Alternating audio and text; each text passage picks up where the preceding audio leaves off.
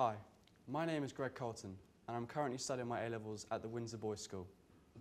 I am very pleased today to have been invited to talk about a teenager's perspective on the risks of climate change. Climate change is scientifically proven to be happening. However, some people still seem to argue that perhaps it's just the natural cycle of the planet warming up and cooling down. Given the evidence, this is just not plausible, and the Earth is going through a serious change which can't be ignored. We have lived on the Earth for thousands of years, and over this time we have caused little or no damage to the fire balance that exists between us and the environment until now. However, this is clearly not the case anymore, with global industrialization and countries like China and India developing at unbelievable rates. If changes are not made in the near future, CO2 levels could rise out of our control. The three largest emitters of CO2, China, India and USA, aren't governed by the 1990 Kyoto Protocol. This basically means that they have unrestricted carbon output until 2020 at the earliest. By then, there will have been serious damage dealt to the environment. The UK government is making no progress in halting the obvious problem.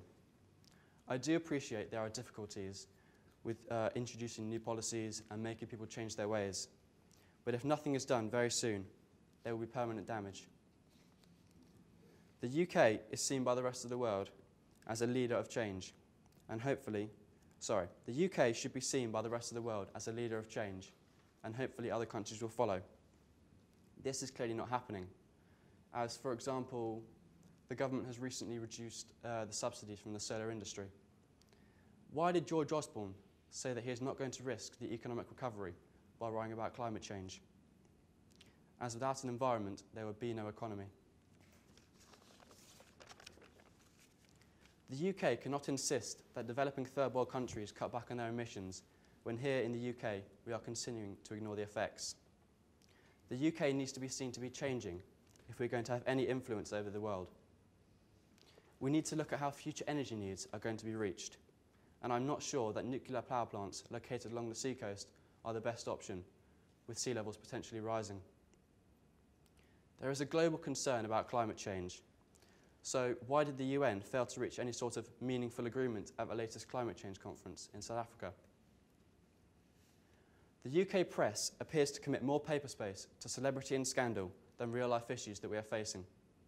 Therefore, the general public doesn't seem to fully appreciate the issues that we are facing.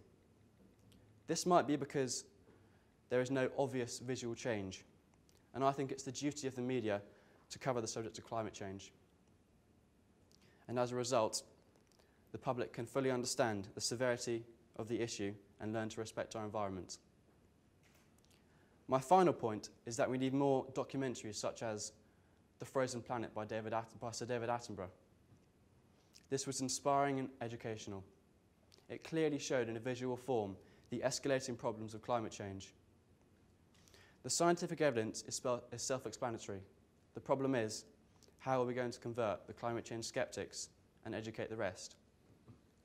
If we all fully understand the severity of the situation, then and only then will a truly green government succeed, win votes, and maybe just save our planet. Thank you very much.